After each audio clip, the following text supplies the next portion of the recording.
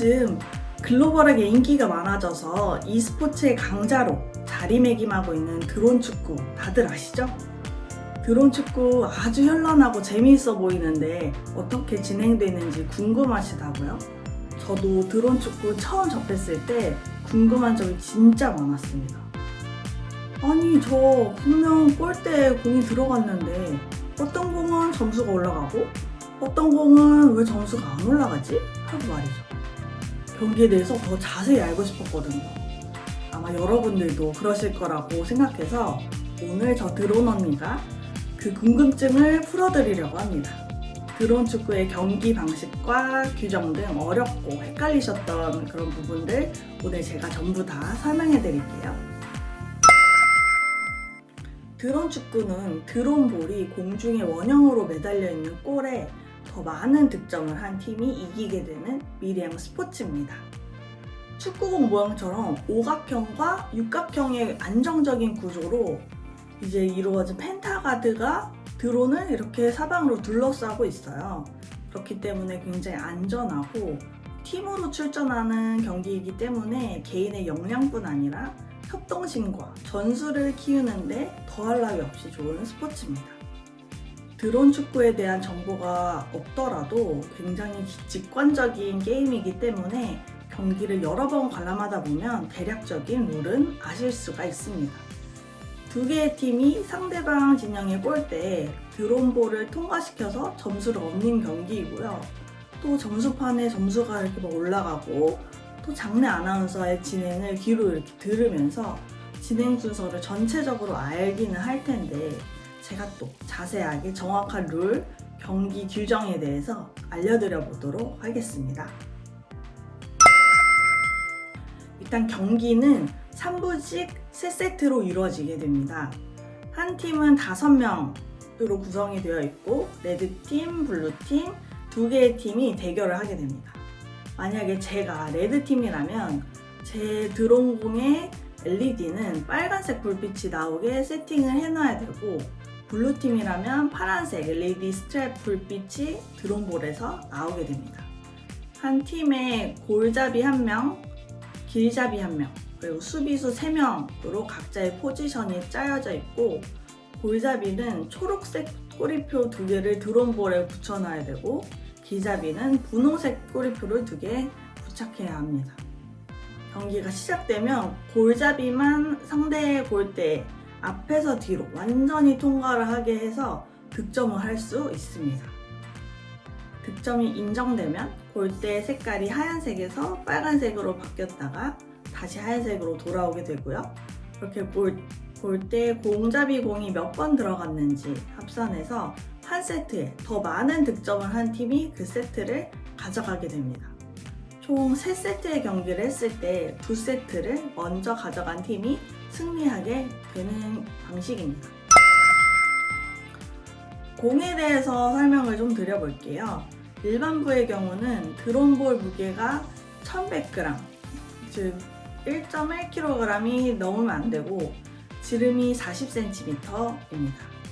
그래서 경기를 구분할 때 클래스 40 이렇게 부를 때의 40의 의미가 그 공의 지름을 뜻하고요.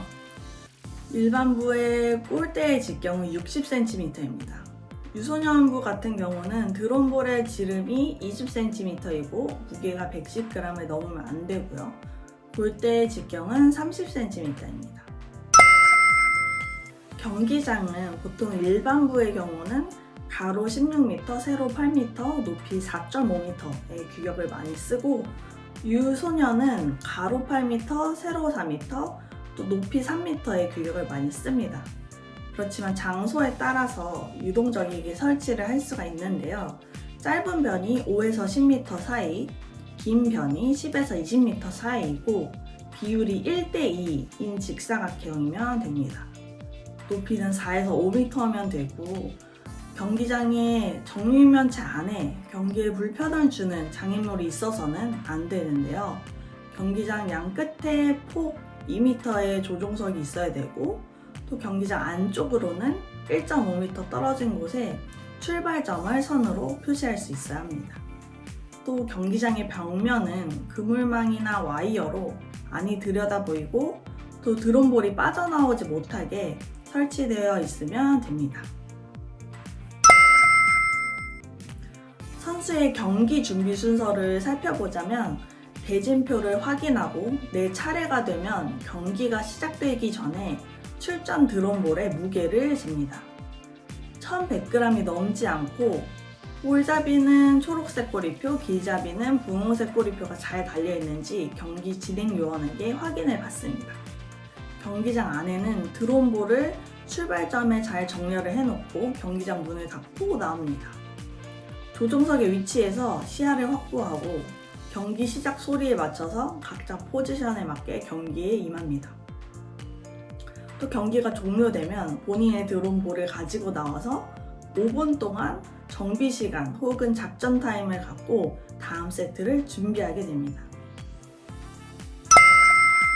경기를 진행하다 보면 예상치 못한 상황들이 벌어지게 되는데 경기 중 생기는 변수들을 좀 설명드려 볼게요. 만약에 3세트의 경기를 진행했지만 무승부일 경우에는 4번째 세트를 진행합니다. 4세트 종료 후에도 승부가 나지 않으면 축구처럼 승부차기를 합니다. 또 경기 중에는 골잡이만 득점을 할 수 있는데 만약에 드론볼에 기계적인 문제가 생겨서 움직이지 않을 경우가 있을 수 있습니다. 이때 골잡이의 역할을 대신해 줄 수 있는 유일한 포지션이 길잡이인데요. 골잡이가 포기 선언을 하고 길잡이가 골잡이의 드론볼을 터치하게 되면 길잡이가 득점을 할 수 있는 역할을 부여받게 됩니다. 드론 축구에도 오프사이드가 있습니다. 골잡이가 상대의 골을 통과해서 점수를 얻으면 자동으로 오프사이드 상황이 됩니다. 그래서 이 오프사이드 상황에서는 또 다른 득점을 시도할 수가 없게 돼요. 그래서 오프사이드 상황을 해제하고 싶으면 해당 팀의 모든 드론볼이 하프라인, 즉 경기장 중간까지 다 복귀했다가 다시 득점을 시도할 수 있게 되는 거죠. 이 영상 보시면 스트라이커가 득점을 하고 나서 바로 그 다음 골을 넣는 게 아니라 경기장 중간 지점까지 돌아갔다가 득점을 하는 모습을 보실 수가 있어요. 만약에 이를 어기고 계속 골을 넣으려고 하면 페널티가 주어집니다. 오프사이드 규정을 무시하고 연속 득점을 했을 때 아니면 수비를 하다가 옆에서 봤을 때 공이 골대 뒤에서 앞으로 통과하는 경우 또 심판의 경고를 2번 이상 받았을 경우에는 페널티를 받게 됩니다. 한 세트에서 양 팀의 페널티 숫자를 상기해서 페널티 상대팀에게 추가 점수를 주게 되는데요.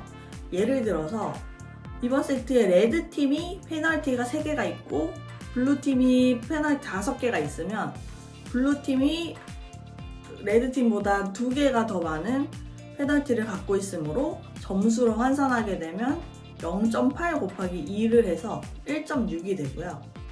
반영 점수는 2점이 되게 됩니다. 그래서 레드팀이 득점한 점수에 추가적으로 2점을 더 얻는 거죠.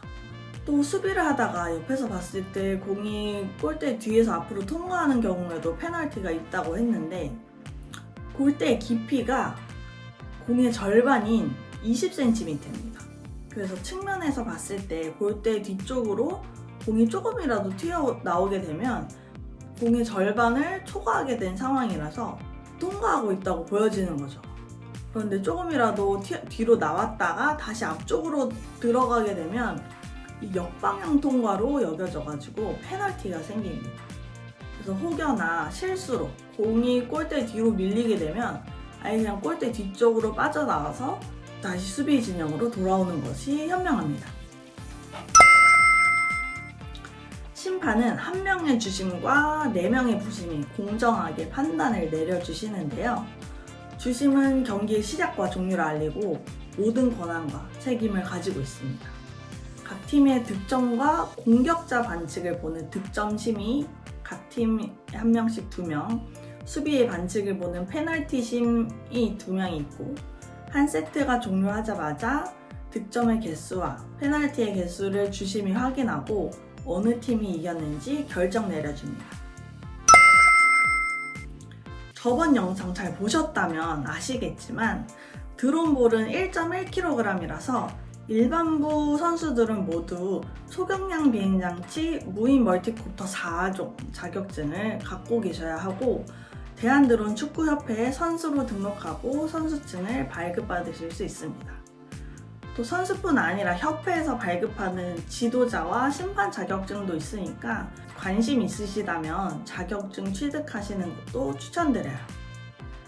매년 열리는 큰 경기로는 국토부 장관배, 군군 참모총장배, 육군 참모총장배, 협회장배 경기들이 있고 이 외에도 더 많은 경기가 열리고 있으니 네이버에 대한드론축구협회 검색하셔서 나오는 네이버 카페에서 확인하시면 됩니다. 대한드론축구협회는 네이버 카페가 가장 활성화되어 있어서 전국의 드론 축구인들이 활발하게 정보를 주고받고 있으니까 혹시 거주하시는 지역에 팀이 있는지 글 남기셔도 좋고 경기 일정이 궁금하시거나 혹은 참가하고 싶으신 분들은 네이버 카페로 문의 주시면 된다고 합니다. 오늘 이렇게 드론 축구에 관한 규정 알아봤는데 좀 지치셨나요? 네. 알려드리고 싶은 게 너무 많다 보니까 많은 정보를 한꺼번에 드린 것 같지만 시간 내셔서 경기 한번 직접 보시면 더 빠르게 이해하실 수 있을 것 같아요. 또 어렵거나 궁금하신 점 있으시면 댓글로 남겨주시고 또 저는 다음에도 좋은 컨텐츠로 찾아뵙도록 하겠습니다. 구독과 알람, 좋아요까지 부탁드리고 저는 다음에 뵐게요. 감사합니다.